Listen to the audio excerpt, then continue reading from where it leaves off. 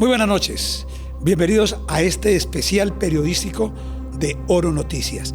Un invitado, no es la frase de cajón como siempre se dice, muy especial, porque todos los invitados son especiales. Este invitado tiene algo muy particular que a lo largo de la entrevista, en su desarrollo, se van a dar cuenta en su contenido. Durante más de 4 décadas, Jesús Villamizar Rodríguez ha sido mucho más que un fotógrafo. Su lente ha documentado algunos de los episodios más dolorosos de la historia del Magdalena Medio y de Colombia. Ha estado donde ocurrieron las masacres, los asesinatos políticos, las violaciones de derechos humanos y los grandes procesos de memoria y justicia. Luego de varios intentos, finalmente aceptó conceder una entrevista exclusiva para Oro Noticias. Jesús Villamizar Rodríguez, bienvenido a Oro Noticias. Muchas gracias, muy buenos días y gracias por esa enorme invitación. Los años de la Unión Patriótica es el tema número 1 que él combinó con este servidor en la agenda que vamos a desarrollar en esta entrevista. Usted llegó a Barrancabermeja cuando comenzaba uno de los capítulos más dolorosos de la violencia política. ¿Qué recuerda del exterminio de los dirigentes y militantes de la Unión Patriótica? ¿Qué imágenes nunca ha podido borrar de su memoria de esos acontecimientos? Empecé a trabajar como reportero gráfico de un gran periódico, Vanguardia Liberal, y empecé a conocer fuentes, sindicatos y gremios, y en 1986, un 12 de agosto, que ahí es donde se desata la violencia fuerte contra el grupo político de la Unión Patriótica. Sí. Yo tenía que viajar de Vanguardia a Barranca, a Vanguardia a Bucaramanga, porque estaban en el proceso del cambio de sistema, del sistema caliente al sistema offset, y me dejaron de último. Y en el bus que venía de Barranca de 7 de la mañana, a la altura del puente Sogamoso, hubo un asalto de unas personas uniformadas y armadas y asesinaron a unos soldados bachilleres.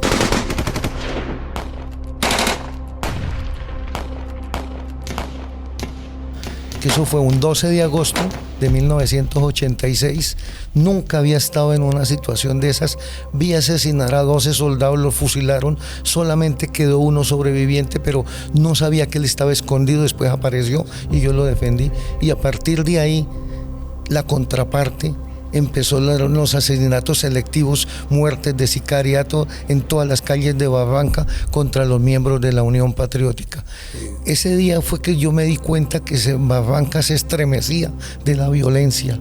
Eso fue algo muy fatal, algo muy nefasto. Y yo tenía que tomar fotos de todas esas situaciones, porque yo era el único fotógrafo de prensa que en ese momento había en la región para Vanguardia Liberal.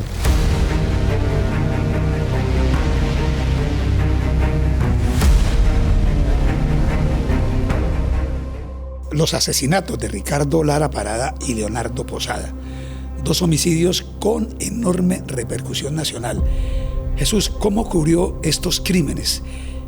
¿Qué significaron para Barrancabermeja y para el país? ¿Y qué sintió el estar frente a esos hechos? Lo de Ricardo Lara Parada, eso fue en el 85.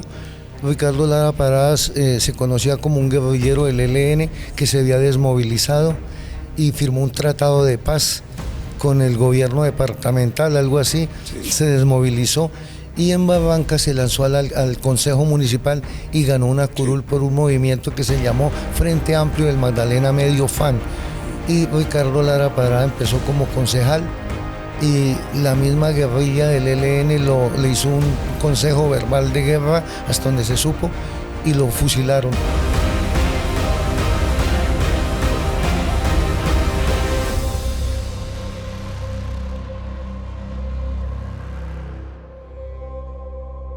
La emboscada contra soldados bachilleres en 1986. Usted hablaba al comienzo como uno de los hechos que lo marcó y sin duda fue uno de los ataques guerrilleros que conmocionó no solo al Magdalena Medio y a Colombia, sino al mundo. ¿Qué encontró usted cuando llegó al lugar y cómo era trabajar en medio del fuego cruzado? Ese día yo fui capturado por los guerrilleros junto al conductor del bus y nos subieron a una peña mientras que los guerrilleros del ELN cometían la emboscada. La emboscada era para un coronel Franklin Focasio de la Quinta Brigada que iba a pasar una revista al batallón Nueva Granada de Barranca Bermeja. El coronel se alcanzó a pasar, el chofer fue impresionante la maniobra que dio en su Mercedes-Benz y la carga explosiva cayó fue por el Huipo donde venían los soldados bachilleres que eran niños. Y entonces yo cuando estaba allá, que los guerrilleros me capturaron, yo desde allá pude ver cómo fue que los asesinaron, después les quitaron las armas y se fueron.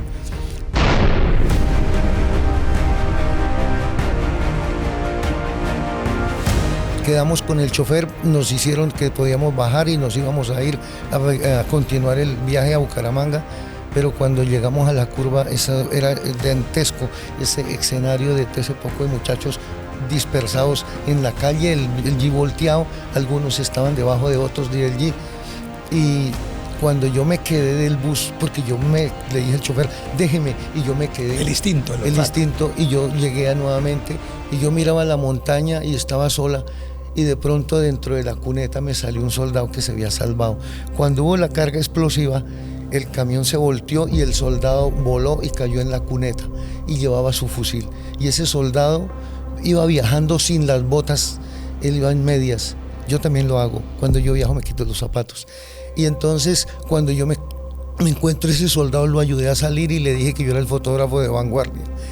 Y los guerrilleros iban subiendo por la peña y dos de ellos se devolvieron cuando vieron el soldado con el fusil a rematarlo y a llevarse el fusil. Y yo defendí a ese muchacho. Ese muchacho lloraba porque un compañero estaba muriéndose. Orlando, me decía, Orlando, no se muera, por favor, no se muera, Orlando. Y yo lo ayudé y yo terminé con el fusil en la mano y él se desesperó y corría por alrededor del camión del Huipo y yo detrás de él. Cuando llegaron los guerrilleros, entonces yo lo escondí detrás de mi cuerpo y el fusil y les dije que no, que respetaran ante Dios, respeten, no le van a hacer nada. Y yo peleé con ellos, yo discutí con ellos y entonces sucede que uno de los guerrilleros que estaba más cerca dijo, bueno, lo voy a dejar. Y cuando antes de irse me tiró un culatazo, así fuerte, y yo me le tiré y lo abracé, y el culatazo fue menos fuerte para mí porque si no me despedazó, y se fueron y le perdonaron la vida al soldado. A partir de ahí, 5 días después, empezó el sicariato en Barranca de manera informal.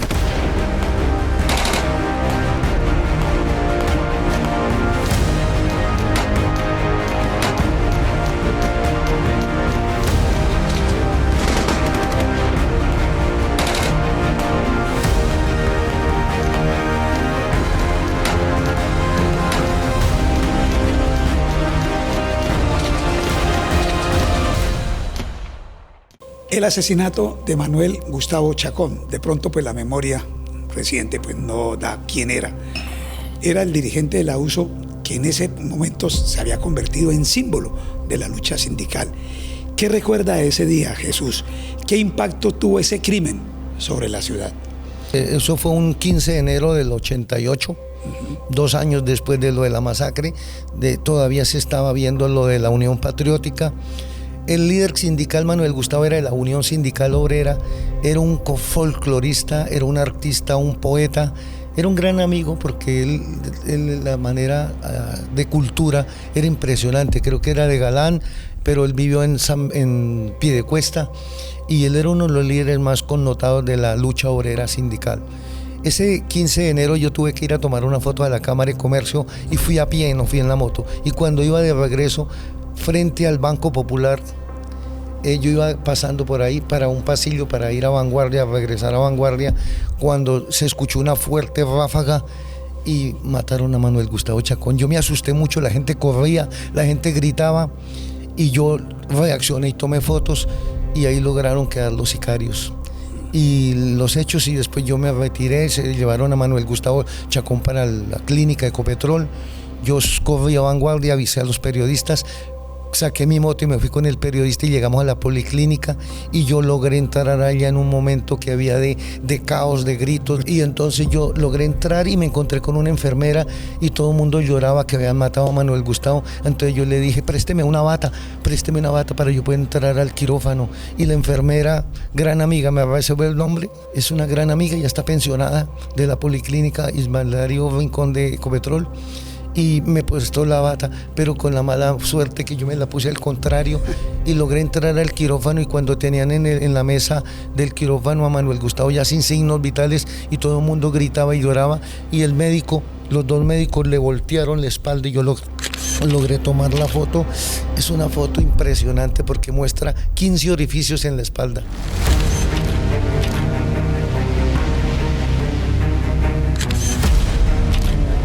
Orificios en la espalda. A Manuel Gustavo, acribillado. A Manuel Gustavo le aplicaron toda una ráfaga de una mini UCI, pero con el proveedor hechizo que tenía como 35 balas. Y ahí salió herida también una muchacha de un almacén. Bueno, yo tomé las fotos y me retiré. Y salió por la prensa en Vanguardia, pero al día siguiente, 2 días después, me llamaron del Palacio de Justicia del Juzgado de Instrucción Criminal. Yo fui y aporté las fotos y aporté mi testimonio, y al otro día me contactaron los sicarios, me iban a hacer daño. Yo les supliqué que no me hicieran nada y sin embargo yo les entregué los negativos, pero yo les saqué copia de los negativos. Eso me lo enseñó el señor Carlos Chacón Soto, el legendario fotógrafo de Vanguardia. Y yo pensé que se iba a tomar la situación así.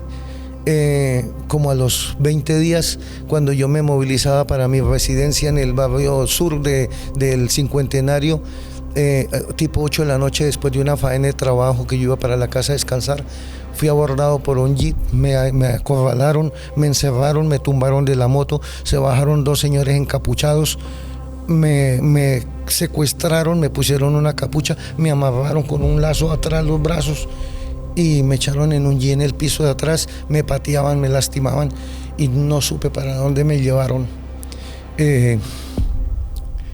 Después de llegar como a una finca, me bajaron, me quitaron la capucha, me colgaron de un árbol y me iban a dar con un palo y me torturaron y me preguntaron muchas cosas. Yo les conté lo que podía y yo les decía que yo no tenía la culpa que hubiera sucedido eso y que yo había podido tomar esas fotos, que mi formación era de un reportero gráfico de prensa. Era una labor periodística. Sí, exacto. Y que todo era para Vanguardia, que yo trabajara únicamente para el periódico Vanguardia. Entonces tomaron la determinación de no maltratarme, me partieron la dentadura y me trajeron una pica y una pala y me pusieron a hacer el hueco para yo mismo. Y yo no pude terminar de hacer ese hueco porque las manos se me estallaron. Bueno, tranquilo, Chucho. Y entonces, sí.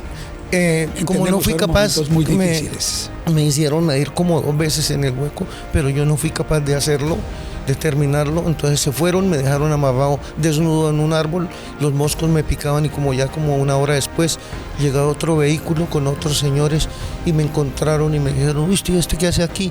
Y también me preguntaron, me indagaron, y después como a las 5 de la mañana me sacaron y me dijeron que me perdonaban la vida y me botaron a la entrada de Barranca descalzo, pero me habían echado gasolina en el pantalón. Yo pensé que me iban a quemar y con una condición de que yo nunca contara eso. Hoy lo estoy contando acá. Estamos en esta entrevista especial, exclusiva con Jesús Villamizar Rodríguez. Pausa comercial y ya continuamos.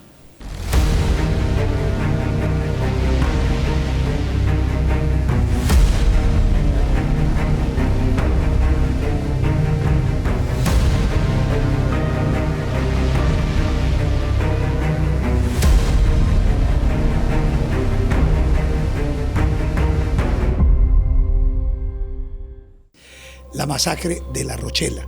Eso fue en 1989. La Rochela representa uno de los episodios más oscuros de la violencia colombiana. Usted estuvo allá, Jesús, pero además existe una historia poco conocida. Ayudó a uno de los sobrevivientes en medio del horror. ¿Qué ocurrió exactamente? ¿Cómo vivió esos momentos?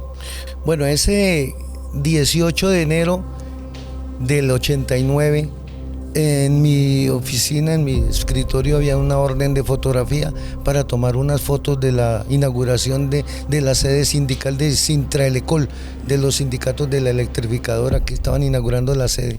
Yo fui el último de salir de la redacción al mediodía y cuando yo fui a salir timbró el teléfono y yo me devolví, lo contesté y era el gerente del distrito de producción del centro, el doctor Paul Aguas. Me dijo, ¿quién habla? Le dije, Jesús, y él me contó que había sucedido una tragedia muy cerca, después del centro, en el río Opón, en la vereda de La Rochela, y que habían asesinado a mucha gente. Aquí viene de para acá, entonces yo tomo fotos así, y todos los muertos regados, y así, por la vía, y tomo la foto de todos los muertos de allí. Esa foto le da la vuelta al mundo, tomo las fotos, y yo tomo la foto, y sigo tomando fotos, tomé como 20 fotos, 20 fotos. Y llegamos más adelante donde había un jeep atravesado, un jeep gris, y habían poquitos muertos, habían 2, y los jeeps estaban marcados con siglas de que viva la FARC. Y entonces yo dije, ay, esto lo cometieron fue la guerrilla. Y entonces habían huellas de sangre que bajaban a una cuneta. Y entonces yo seguí las huellas de sangre y me encontré con una persona que estaba metida de cabeza entre la zanja, y la periodista Nora Beltrán, que fue a cubrir la noticia, ella se hizo al pie del G y yo desde abajo le hice señas que ahí había uno, pero cuando estaba a la espalda mía. Y cuando ella vio que el señor se estaba levantando, yo le leí los ojos, que ella hizo unos ojos de tragedia y salió corriendo y el señor se estaba levantando. Ese era el señor Arturo Salgado. Y él le habían metido un tiro por acá y otro en la nalga. Él estaba semidesnudo y estaba asediado por las moscas, por la sangre, y él había roto el pantalón y hizo un torniquete para evitar el de sangre, y él me pedía agua, me pedía que lo ayudara. Yo le tomé fotos, le dije quién era, de Vanguardia, y me dijo que más adelante estaban todos los compañeros asesinados, que lo sacara porque a él lo podían venir a rematar. Entonces yo le dije, espéreme ahí y yo voy allá al otro allí y vuelvo. Y entonces el señor vi cuando se inclinó otra vez y se metió de cabeza entre la zanja. Y yo lo veía muy mal porque él había perdido como mucha sangre. Corrí hacia la camioneta y le dije a Darío, no apague la camioneta, por favor. Y la periodista estaba muy asustada, había colapsado de nervios, y volteamos la camioneta y seguimos 1 kilómetro más allá. Uy, Dios santo, ahí fue donde encontramos la escena más fuerte. Un Jeep, había una sola mujer que estaba sobre la cabrilla del timón del Jeep. Esa era la juez Mariela Caro, la única mujer, y todos dispersados les habían dado el tiro de gracia. Yo le decía a Darío, estés en la camioneta y no apague la camioneta, cualquier cosa nos vamos. Y cuando estábamos ahí, cuando apareció uno de los camperos, llegó hasta donde nosotros estábamos. Darío se bajó, habló con ellos, uno de los señores se bajó con un pistolón, y entonces yo estaba en medio de los muertos y el Jeep rojo, y entonces yo guardé la cámara al maletín y me quedé quieto, y me dijo, no vaya a tomar fotos. Le dije, no señor, y él empezó a revisar con el pie, a tocar a los muertos, a patearlos, a ver cuál estaba vivo para rematarlo, yo creo, y con ese pistolón en la mano. Y entonces yo pensé en el señor que había encontrado vivo, y entonces sucede que yo dije, ay, seguro lo mataron, ay Dios. Y entonces el señor revisó y como todos estaban muertos se fueron, voltearon el G y se volvieron. No supe quiénes eran. Y entonces después dije yo, como buen fotógrafo de prensa, yo dije, quito la película, me la escondí en los interiores y le puse otra película y tomé 4 o 5 fotos. Y por si de pronto me decomisaban el material, pues yo tenía ya lo otro. Muy sagaz. Sí, gracias a Dios. Bueno, es importante porque tenemos el testimonio en vida de Arturo Salgado, precisamente en un acto de reconocimiento que se hizo acá en Santander, sí. ¿Cierto? Yo lo llevé a la policlínica de Ecopetrol y estaba el director de la clínica, el doctor Eliseo Reyes, hermano del gerente Gabriel Reyes, sí. Muy amigo el doctor Eliseo, muy amigo del doctor Virgilio Galvis, y entonces ese señor se salvó. Y aquí está, precisamente, el testimonio de Arturo Salgado. Él murió en el año 2013, pero en el reconocimiento que se le hacía a las víctimas de La Rochela, fue de los pocos, uno de los 2 sobrevivientes, porque entiendo que fueron 2, y esto fue lo que dijo precisamente en esa acción valerosa que hizo nuestro invitado esta noche. el colega, el fotógrafo profesional Jesús Villamizar Rodríguez. Jesús Villamizar o Chucho Villamizar, fotógrafo en aquel momento de vanguardia, que iba a hacer ese registro trágico de los hechos y que lo sacó de allá usted, iba a estar hoy presente y no pudo llegar. ¿Usted qué mensaje le manda hoy a Jesús Villamizar?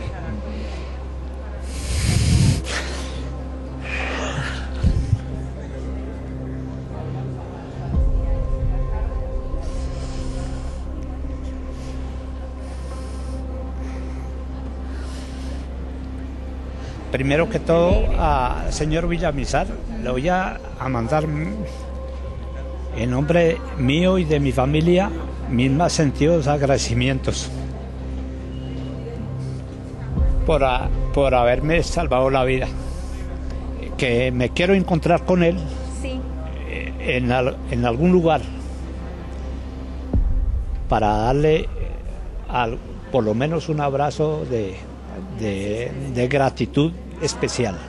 El sobreviviente dice haber estado en la parte trasera de un vehículo por varias horas. Luego se escondió detrás de un matorral para evitar si regresaban a rematarlos. A las 4:30 de la tarde salió de la maleza y fue detectado por un camarógrafo de Vanguardia Liberal, trasladado a Barranca Bermeja a la clínica de Ecopetrol. Seguimos con otro tema que es muy recurrente. Bueno, ya ha habido sentencias. Los falsos positivos. Durante años usted documentó casos atribuidos a miembros del ejército, la policía y la armada. ¿Cómo era investigar, Jesús, y fotografiar estos hechos cuando todavía eran negados por muchas autoridades? Desde 1980 que me nombraron fotógrafo, yo me dediqué por necesidad para ayudar a mi familia y resistir a todas esas situaciones. Y allá en Barranca fue donde yo pude hacer mi mejor carrera profesional de reportero gráfico. Y entonces yo tuve muchísimas cosas. Dios me ha dado a mí el don de la ubicuidad y prácticamente yo estaba en muchas partes y era tan de buenas y tan de malas.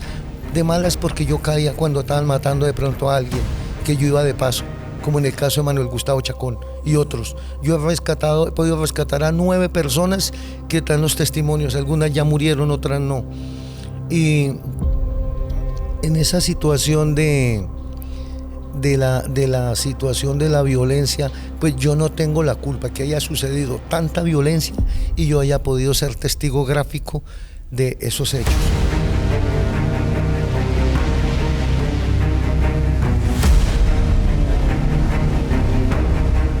Cometieron homicidios, falsos positivos, torturas, de violación de derechos humanos.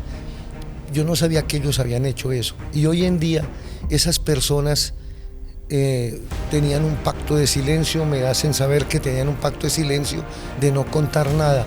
Y el año pasado, a partir de mitad de año, 4 o 5 de ellos rompieron ese pacto de silencio y están acudiendo, compareciendo ante la JEP y están confesando los que ellos hicieron y están pidiendo perdón y están devolviendo sus medallas y sus galardones que les dieron por haber cometido esas atrocidades de violencia y de derechos humanos en esa época. Y en su gran mayoría de lo que ellos están contando, he sido fotógrafo testigo de las evidencias y eso me ha generado enormes problemas. Llegamos al final de esta primera entrega del documental periodístico con Jesús Villamizar Rodríguez, el fotógrafo que retrató la violencia de una región, hablando del Magdalena Medio, aquí, muy cerca de nuestra ciudad capital. Los invitamos para que mañana nos acompañen en la segunda parte, donde habrá otras anécdotas, otras historias y esa lente maravillosa de nuestro invitado, detrás, lastimosamente, de todos los actos, de todos los eventos que marcaron la violencia y las tragedias en nuestra región. Para el cierre, un sorteo de culón anoche y no olviden, mañana la cita 7:30. Buenas noches.